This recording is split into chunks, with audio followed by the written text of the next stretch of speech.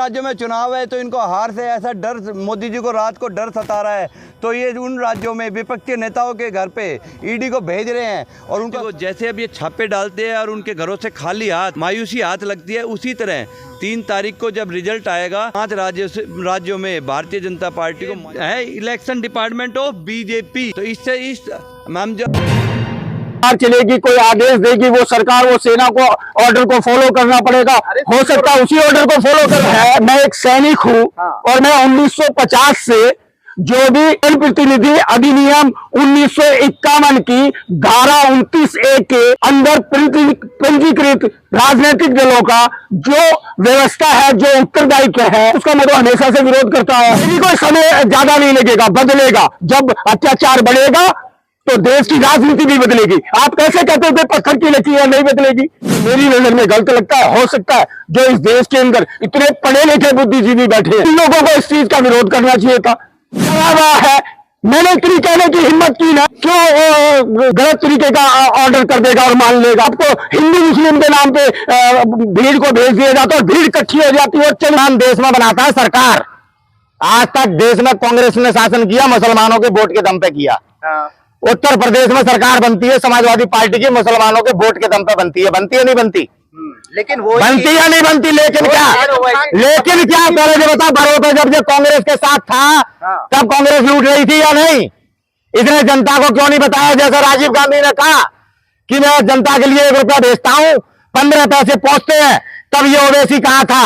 इस ओवैसी ने राजीव गांधी जी की बात को क्यों नहीं दोहराया? आज बीजेपी का चमचा बनके मुसलमानों में फूट डाल रहा है। आज अगर देश का मुसलमान एकजुट होकर वोट डालेगा तो मोदी की सरकार। सब जानते हैं कि बिना सबूत के भी ईडी भेजी जाती है, बिना सबूत के भी ईडी भेजी जाती है। कहीं ना कहीं डर है, कहीं ना कहीं डर है, हार का डर है। इसीलिए ईडी सीबीआई को कार्रवाई करनी है तो अडानी जी के ऊपर भी तो कर लीजिए। 20,000 करोड़ का नहीं पता, 12,000 करोड़ और जो आए उनका नहीं पता, जो अकाउंट के अंदर उनके आए। ईडी की कार्रवाई करनी है तो गुजरात के अंदर पोर्ट में जो 5,000 करोड़ का ड्रग्स पकड़ा गया था, उसका क्यों नहीं पकड़ा गया? अगर ईडी की कार्रवाई करनी है तो ये इलेक्शन के टाइम पे क्यों होती है? इस लोकतंत्र को बचाने के लिए अपनी आखिरी सांस तक, अपने आखिरी दम तक संघर्ष करते हैं और करते रहेंगे। हमारी पार्टी तो वो पार्टी है जब इस देश को आजाद कराने का पुतली है, इसका कोई दुरुपयोग नहीं किया जाएगा। एजेंसियों को फ्रीडम दी जाएगी, मीडिया को फ्रीडम दी जाएगी। जैसे वो पुराना काम करते थे वो फ्रीडम से करे। और कोई से नरेंद्र दामोदर दास मोदी प्रधानमंत्री भारत सरकार के बैठे तब से, उस दिन से, पहले दिन से ही उसका दुरुपयोग करना इन्होंने शुरू कर दिया है। उनको दिखाई दे रहा है कि कांग्रेस राजस्थान में रिपीट करने जा रही है सरकार को, इसलिए उससे भयभीत होकर के ईडी और सीबीआई का दुरुपयोग। कहीं ना कहीं डर है, हार का डर है। इसीलिए ईडी सीबीआई घोटालेबाज तो असली प्रधानमंत्री और अमित शाह है घोटालेबाज, क्योंकि जो है अडानी को जाकर के सारे देश की संपत्ति दे रहे हैं, रेलवे स्टेशन बेच रहे हैं, हवाई जहाज बेच रहे हैं, सब कुछ तो ना। जहाँ दूध का दूध, पानी का पानी होना है वहाँ भेजो, अडानी का वहाँ भेजो। गया कोई समन आज तक? करोड़ों रुपया देश का खा गया, करोड़ों रुपया देश का खा गया। 32,000 रुपये हैं, भेजा कैलाश वर्गीय को, भेजा ईडी ने समन। 51,000 रुपये की जो बात करता है इनकम टैक्स गया, जो 25 लाख की बात कर रहे हैं मध्य प्रदेश में, वहाँ गई ईडी।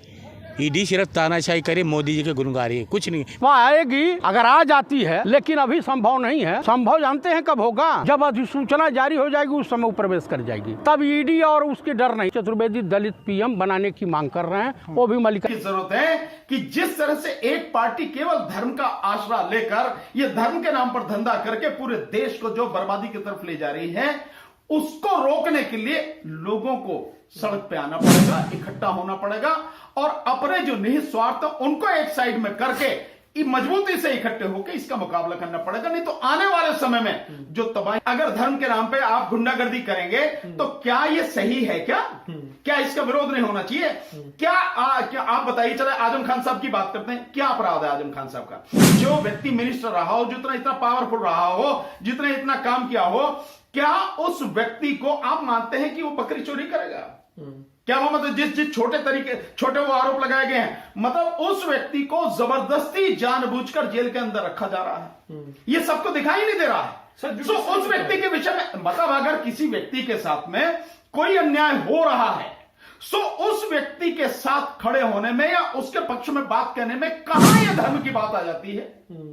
कहीं से कम से कम 80 से 85% जनता बीजेपी के खिलाफ है। तो ये सब कहना है बेकार। सरकारें तो उससे बन रही है ना, सरकारी गुंडागर्दी से बन रही है और ईवीएम से बन रही है सरकार। मैं तो कह रहा हूं ना, अगर तुम्हारे पास में इतना ही बहुमत है तो क्यों प्रधानमंत्री डरते हैं, क्यों बीजेपी पूरी डर रही है, क्यों नहीं जो है एक बार बैलेट पेपर से चुनाव करा लेते हैं और उसके बाद करा ले, पूरे देश में करा ले एक बार चुनाव बैलेट पेपर। कुल चौखट से बाहर होने वाले प्रधानमंत्री का कार्यालय तोड़ने का, और जो उन्होंने बोला था कि मैं झोला लेके आया हूँ, मोदी जी झोला लेके निकलने की तैयारी कर रहे हैं। कि सत्यपाल मलिक जी ने जो कहा कोई गलत बात नहीं कहा। सत्यपाल मलिक जी तो जीता जागता उदाहरण, पुलवामा का बहुत बड़ा साथ पुलवामा का गवाह है। अब मोदी जी दूसरा पुलवामा करने से डर रहे हैं, क्योंकि उनका पूरा पर्दा के अंदर जो पर्दा था सत्यपाल मलिक जी ने घुटनों पर, इनके राष्ट्रीय अध्यक्ष कहते थे भारत पहले घुटनों पर चलता था।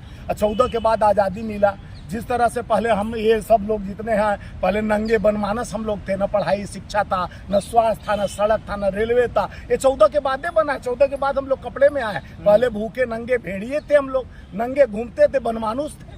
ये मोदी जी, देखिए मैं पहले कहा था, लिख कर लीजिए, मोदी जी 24 में जाने वाले हैं, राहुल जी आने वाले हैं। राहुल जी का नेतृत्व जनता पसंद कर रहा है, क्योंकि राहुल जी युवाओं का सोच, किसानों का जज्बात, महिलाओं का हाथ और मजदूरों का साथ राहुल जी के साथ चलने वाला है कि 24 में परिवर्तन का। धरती पर से विनाश हो रहा है और इस विनाश को दूर करने के लिए आदिशक्ति माँ दुर्गा, माँ बगलामुखी अवतार लेंगी। और इस कलजुग की धरती पर जितने ये बैठे हैं असुर, इन असुरों का है। और 5 राज्य में 4 राज्य हम जीतने जा रहे हैं। इनको अगर दम है तो रोक ले। 4 राज्य में सरकार बनाने जा रहे हैं, 4 स्टेट में कांग्रेस की सरकार बन रही है। इनको जितनी ताकत, पैसा, कौड़ी, चुनाव है, जिनको जिनको इनको लगाना है लगा दे। जनता जब मूड बना लेती है ना तो भगवान भी उनका साथ देते हैं। यही वाली तो जब वो फोन उठाएंगी तभी तो कोई उनसे पूछेगा। फोन तो वो किसी से उठाती नहीं। अमेठी की जनता उनको ढूंढ रही है, अमेठी की जनता को वो सुनाई नहीं दे रही है, दिखाई नहीं दे रही है। जनता कोई अमेठी की सवाल करती है तो उनको धमका दे। उनकी जिह्वा पे सरस्वती माता सवार हो, कहीं बैठी हो सरस्वती माता, और उनकी बात सही हो जाए और 2024 में जब वो चुनाव लड़े हो सकता है उनकी जमानत जब्त हो जाए और वाकई उनको ज़मीन पे आना पड़ जाए। तो इस तरीके के जो बयान है वो नहीं देने चाहिए, किसी का मजाक नहीं उड़ाना चाहिए। सीधा सवाल किया गया था कि भुखमरी क्रमांक में हम 111वें पायदान पे आ गए हैं और जो आप 80 करोड़ लोगों को राशन दे रहे हैं, आपके जो रोजगार के वादे हैं कि आप स्वरोजगार योजना के तहत लोगों को रोजगार दे रहे हैं, और जो तमाम विश्व 5वीं अर्थ शक्ति हमारा देश जो बन गया है, तो आखिर इस तरह का जो उलटफेर है वो 26 नवंबर है। उस दिन संविधान दिवस के अवसर राष्ट्रीय जनहित संघर्ष पार्टी और उसके साथ कई और अन्य पार्टियां और संगठन मिलकर ईवीएम के विरोध में पूरे देश में आंदोलन हम लोग कर रहे हैं। हमारे साथी हैं वो सारे मिलकर वहां जाएंगे, धरना प्रदर्शन करेंगे। महामहिम राष्ट्रपति को संबोधित एक ज्ञापन डिस्ट्रिक्ट कलेक्टर को देंगे। जो राज्यों की राजधानी है वहां पर माननीय गवर्नर साहब जो हैं, राज्यपाल को ज्ञापन हमारे साथी देंगे। जो भी साथ, जो हम सबका नारा है कि ईवीएम हटाओ, वीवीपैट हटाओ, बैलेट पेपर लाओ और देश बचाओ। ये साथियों किसी एक जाति, धर्म, संप्रदाय का, किसी एक व्यक्ति का, किसी एक गांव, कस्बे, शहर का, किसी एक राज्य का, किसी एक व्यक्ति का आंदोलन नहीं है। ये आंदोलन पूरे देश का है, इस देश की जनता का है, हर उस व्यक्ति का है, हर उस पार्टी और संगठन का है जो ईवीएम को इस देश से खत्म करना चाहता है और मशीन को बंद करके बैलेट पेपर से चुनाव चाहता है। मैं बार बार इस बात को कहता रहा हूं साथियों, अगर ईवीएम से चुनाव होता रहेगा, इसमें किसी के भी वोट का कोई मतलब नहीं है, न मेरे, न आपके, न किसी का।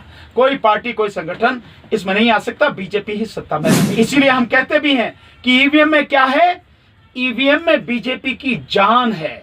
और बैलेट पेपर क्या है?